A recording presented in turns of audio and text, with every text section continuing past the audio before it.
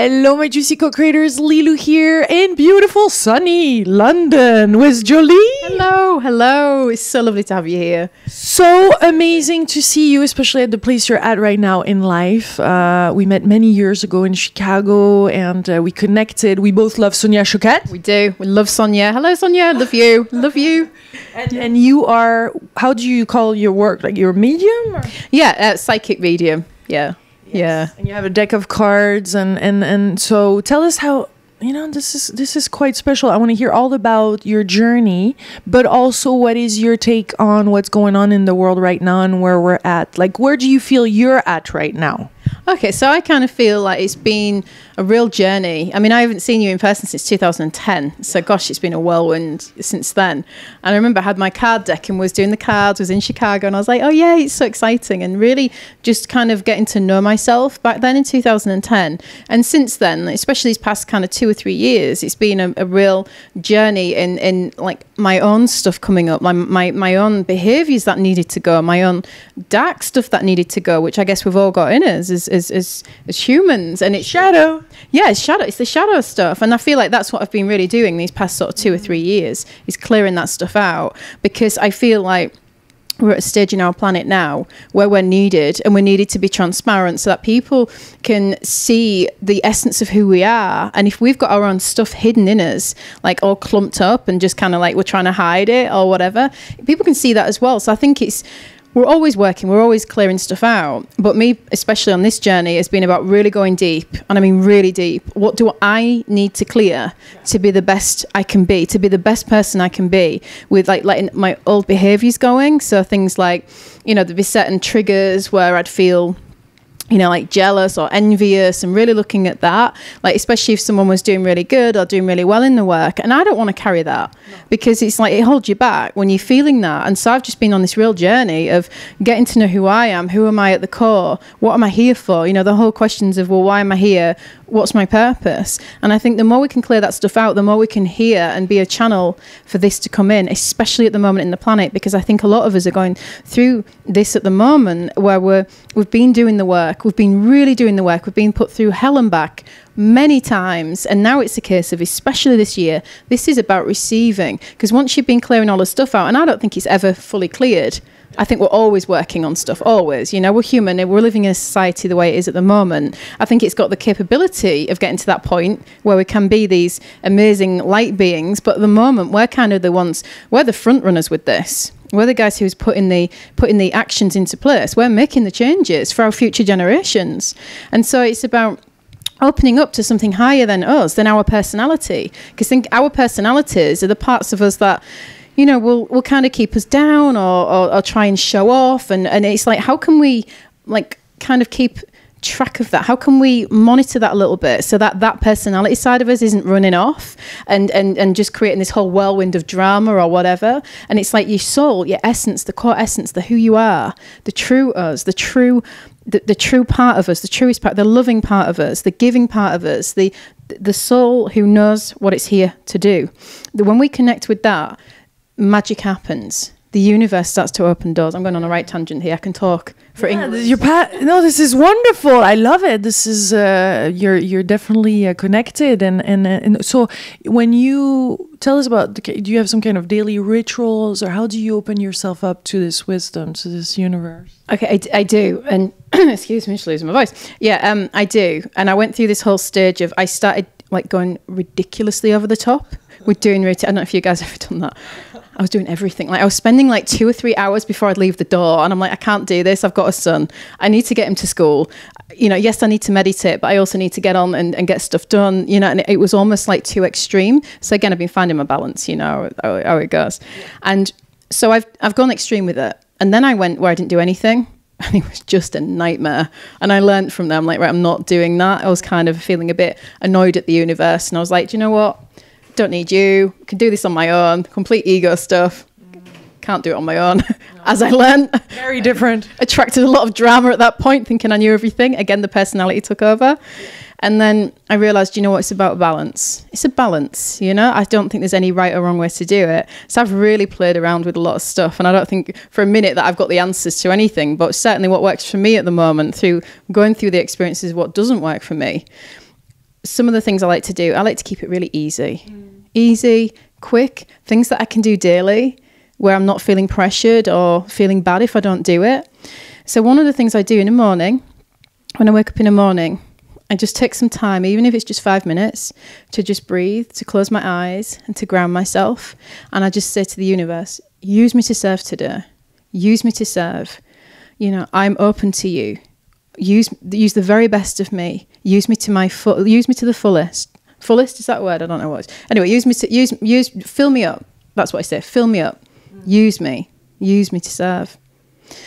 And that in itself has really just been creating some magic for me, because I feel like when I do that, I'm surrendering to something bigger, because my ego likes to take over. And sometimes the ego can position itself as though it's your soul speaking. It can be quite confusing. It reminds me of a conversation I had with Wayne Dyer. He does the same thing now, especially since his leukemia, and he had to go through it. Now every morning he just walks on the beach in Hawaii when he's there and just says, you know, I'm your instrument. I mean, I'm just a vessel, and you know, flow through me, and just we're the feet and the hands of the universe.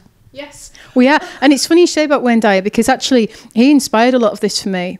When I was going through my more darker stages, where I was thinking, oh, I'm not doing any of this. It's just ridiculous, because I went extreme and was doing 2 or 3 hours every day. And I wouldn't start my working day until I'd done all these things. And it was actually causing more problems for me.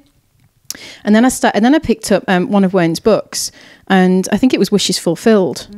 And I was reading it, and then I was listening to an audio, which is Excuses Be Gone. Now, I've listened to that before. I have it in my car because I drive quite a lot. And I was driving to Glastonbury, and I just took myself off on a soul retreat to the Chalice Well. I felt guided. I felt like I was meant to go. This is where we're going next time together. I'm doing an interview from there. Jolene and I are going there together. Yes, we completely are, because the Chalice Well, honestly, and Glastonbury, it was a place that was shown to me in meditation, and there's a whole story behind it, which I won't get into now.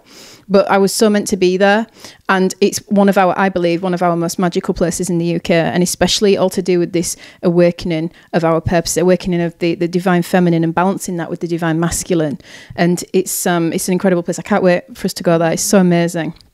And so I was going on a retreat there. I was in that stage of, do you know what? I give up. Whatever I'm doing is not working. So universe, please help me. I'm sorry for kind of swearing at you and doing all these things. I'm really sorry. Please help me. Yeah. You know, and it was this kind of stage. I was just going through my divorce as well. So it was bringing up every amount of just stuff that, you know, and I was like, you know what? I need to get away. So I went to the Chalice Well on my own. In the car, I had Wayne Dyer's Excuses Be Gone. And I literally had like tears streaming down my face. I was like, oh my God, I really, really hear what he's saying. And it was disc 5. And I think it was like number 6 on the CD in the car. And he was just talking about the Tao and the way of the Tao. And I've come across it so much, but I've not actually started studying it. And that was it. So I picked up a book, the Tao. I can never pronounce it. The Tao. The Tao, yeah. De Ching. Yeah, the Tao De Ching. And I had that book by my bedside, and it's still there now. And I'll pick it up. So he was asking what I do every day. So that's the other thing, use me to serve. And after listening to Wayne's audio, that really helped me, honestly, so much. And I open a page every day from the Tao. Yeah. I just discovered the Tao from Wayne Dyer, but coming back from Thailand, you know. And there is Mantak Shia. He's one of the top experts in the world. And if you haven't seen that interview, it's a must-see interview. It's amazing, the Tao and the depth of it, and how we can learn so much from it. There's so many practices. This is taking the whole journey to a whole other level. I'm blown away. I mean, I think it's huge and massive, and it's never ending. It's so humble. You know, do you know what? You see, something that I've learned about myself is that I can really get caught up in all this material stuff. And you know what? I like to look nice. I like to feel good. And sometimes I can go extreme with it, and it worries me because I don't want to do that. And the Tao is about being so humble. It's about what you're here to do. You're just allowing the universe to flow through you, the way of the Tao, to flow through you. Now, I'm obviously not an expert or anything in it, but it's absolutely helping change my life, and it just kind of resets me. Yeah. So when my ego's getting carried away, I want more, let's do this, or, you know, and the Tao just kind of balances me. It's like, we don't need to do this. This is beyond the personality. This is beyond the me that's come to this life as Jolene. This is about actually, what am I here to do? And inside of me, I think a big group have come together, definitely at this time, to come together as to co-create these changes that are really needed on our planet right now. And so I think these past few years, a lot of us have been going through our own dark stuff to clear it out, because it's like, how can this light come in if we've got dark there? So it's just casting a light on our shadows, which I think is probably the work, is to clear that out, and also to just be available to the universe, to surrender. Another thing I do. So delicious, so juicy. Every day. Do you know what? God, I love it. I could feel the connection right now as you say it. I hope you can too. It's just so beautiful. It's like it's like expanding an unlimited connection. I love it. And flow, and like receiving the love, and just... And absolutely. And that's the thing, is receiving. You know, I had a real problem with receiving. I think all of us. like a real issue with that. You know, and it's like, I'm brilliant at giving. Give. But, I don't know if I can receive that. I'd deflect it. And do you know one thing? I'm going to share this. This is quite vulnerable. I'm going to share this with you and with everybody who's watching this. But something that really changed my life was recent, actually. It was about a year and a half ago, by one of my amazing friends. She's called Denitsa, over here in the UK, and she was helping me in a coaching session. And that's another thing, is make sure you got a team around you, to help us go through the stuff, especially when we're sharing these messages. And so I asked her, I said, please help me. I'm really, and that takes a lot for me to say, please help me. I was going through my divorce, and I was really having a problem with receiving. I was deflecting opportunities. I was deflecting abundance coming to me. I was deflecting everything. And you've learned to be independent woman and then make it. Had to learn to, and that was one of my things, was about being, I had this real codependency thing going on, where I felt I had to rely on someone else to do that. And one of the things she came up with, which has just changed things for me, she'd mentioned to me that about this whole receiving thing, what's blocking you from receiving. And what we came to after quite an intense coaching session, and I think a lot of people go through this, is why I want to share it, was that I had a fear of receiving, because I felt like receiving would cause me pain.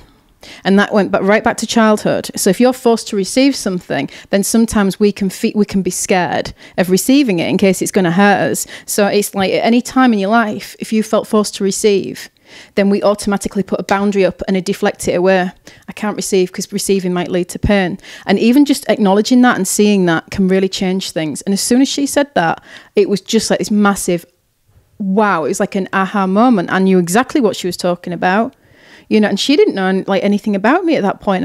In that respect, I could see it. I was like, of course. I never ever linked receiving to pain. Tell us more about that, because I'm not quite getting it. Okay. And I want to get it, because this is major for me, and I'm sure for all beautiful co-creators watching this. Yeah, okay. So basically, when the universe is sent, or God, or whatever you want to call it, source, is sending us gifts. And I don't know if you ever do this. So something will happen, and then we can be like, oh, no, you have that. Or give it away. Like if somebody gives you something, want to give it to somebody else, it's like an automatic, oh, I don't know if I can receive that. Or if you've had problems like sort of manifesting or abundance, like money and stuff, it's like deflect it. Right? So you can give and give and give, but then it's receiving it. So it's not just that, it's unlimited, or it could even be in a relationship, right? So say if you're in a relationship with somebody, and as a woman, as the feminine beings we are, our natural core essence is to receive. And I think as humans, we're a balance of masculine and feminine, right? In a relationship, it's balancing the masculine and feminine between both of you. Because the guys have got the feminine and we've got the masculine. That's a lot of people right there. That is a hell of a lot of people right there. So why relationships aren't quite straightforward. And so, and it's the balance of that. And so when you're out there sharing messages and stuff, that's quite a masculine energy when you're in your work mode and things. The feminine is receiving, it's the allowing, it's the surrendering, it's the flowing. And that has to be in balance. And so what I was finding is that I was very much in my masculine, I wasn't receiving. And I wanted to know why. I'd done so many healings, cord cuttings, journey, oh God, everything I could think of. And it just wasn't clear. And I'm like, why can't I just receive? And I remember her saying to me, you know what? It goes much deeper than that. And so we traced it right back, like to a time like when I was like a child and like I was forced to receive something I didn't want to through an experience I went through, which wasn't very pleasant, which shaped me into who I am today. And, it's kind of, I kind of forgot about that. I put it behind me. And I guess it's always inside of you. And I'd had this underlying, sorry, I'm just knocking the microphone here. I had this underlying feeling inside of myself where I felt that if I was forced to receive, then receiving was painful. But I hadn't, as a child, you don't necessarily match that up with anything. And so I didn't see that. I didn't get it because I was good at manifesting, but it was usually when there was someone else there. So in my marriage, easy to manifest things because I felt he was there. So it was creating this codependency. But me on my own, I needed to clear that from my divorce because I felt like part of me had like died, like it had gone, and I felt really lost and alone. And I was like, how am I going to do this? I need to be able to be independent. So this is what I've been working on the past 2 or 3 years is claiming my independence back and balancing that masculine feminine. And when Danitza said to me about, I feel at a time, very intuitive woman, amazing, incredible woman. She's from Brighton, amazing. And she'd said to me, I'm feeling like there was a time in your life when you were forced to receive, and that's blocking it. It's blocking it. And so we did some inner child work where you're talking to your inner child and saying, you know what, you can receive now. It's not painful. And then I started looking back even through my teenage years where it was even something like I was given a meal and said, right, you must eat this meal. And I was like, I don't want to eat it. So it's forcing, almost like you have to eat this thing where you've been told what to do to receive it, and you're like, I don't want to, so you can reflect it. So it doesn't necessarily have to be something really traumatic. Usually I've found that if it is something traumatic like that, well, I've worked with my clients on this as well, and it's been such a blessing to have learned this, going through it myself, because since I cleared that, it was almost like doors just started opening. Yeah. Seriously, it wasn't like the next day or anything ridiculous like that. It wasn't like, wow. It was over a matter of weeks, genuinely, like miracles started happening in my life. So it's about, and that's when again, just the whole Glastonbury thing and the chalice well is about the feminine. It's the receiving. We struggle to receive as women sometimes, and the guys do. It's not just women. Yeah. You know, so yeah, I got on the right tangent with all this. So now a lot of things are possible, right? Once we're in this place, it's just the universe pours through us. I mean, this is miracle time. Yeah, especially, I mean, I don't do like astrology or anything like that. But one thing I do know, and I really feel it in my core, is that 2015 is the year for miracles. This is the year for co-creation. This is the year for doors being opened out of nowhere. This is the year where all of the work we've done on ourselves and to get to the place where we are now, this is where it will come to fruition. This is where you look back and say, I'm so glad that this experience didn't happen maybe 2 or 3 years ago, maybe something you was disappointed about, or a person that you never got with, because it wasn't meant to. This year is all about divine synchronicity, and I honestly feel like if there are gods in the heavens and just, I'm very much into the ancient wisdom, if it's there, I do think this is all being divinely orchestrated, the whole thing. And I think that's why there's a huge group of us now awakening. Yeah. Because the ego tries to work things out and to make things happen and to set goals and all of that. But ultimately, when we surrender, I mean, there's such a beautiful journey there for us. Such a beautiful path. It honestly is beautiful, and I think it's having that balance again. I mean, I'm really big on this whole balance thing because, to be honest, like when I'm in that surrendered place, and it's just so beautiful, and I feel so connected to myself. But I also, something I've realised within me is that I also do need to set some goals to some degree without being excessive, like having this a million things to do on my to-do list, but having just, you know, even 10 things that I need to do every day, it just balances it for me, and it keeps my energy directed. Because I think like I was really extreme on that. I was like, I'm just going to stay surrendered the whole time. And it was kind of like, okay, I need some direction at some point, because it was lovely and I felt really at ease with everything. But I think it's that balance, you know, finding what works for you. But you do it differently now. From my understanding, you actually check inside and you kind of ask, what's the next step? What's the next task? Definitely. Okay. So before I used to kind of, I guess it was like forcing things. Right, I've got to do this, and this to get this. Well, now instead of me trying to get something, because I used to do that all the time, I don't think it's about getting at all. I think it's about giving. And so I sit there in the morning, like I said, what I was saying earlier about, you know, and I say to the universe, use me to serve. And quite often in that space, in that quiet time, I'll get ideas. And that's where my to-do list usually comes from. I mean, do you know what? I have a to-do list to do stuff around the house and all that kind of stuff. I get around to it. But this is different. I'm on about like purpose here. Like, what do I need to do? What use me to my fullest? And something I've learned from doing that, it opens you up to more experiences than what we could ever imagine. What we could ever imagine. And I think it's mind blowing. And it stuns me to this day and amazes me at how incredible the universe, source, the divine, God, whatever you want to call it, how incredible it is when we align to our truth, when we align to our soul and what we're here to do. And it's I believe, going beyond that personality. And when you're here for humanity, for the planet, for the animals, for all of the kingdoms here, what am I here to do? Mm-hmm. Use me to serve. And it will open doors that you cannot even imagine could ever be open to you. Beautiful, Jolene. What a beautiful time. I'm glad we got this on tape. I know you're onto something big. A lot of doors are opening now for you. So I wish you an amazing, amazing journey and time. Today's a big day. And gosh, aren't we inspired? We're ready. Oh my God, I'm ready to do it. Thank you. Thank you so much. Thank you. Thank you.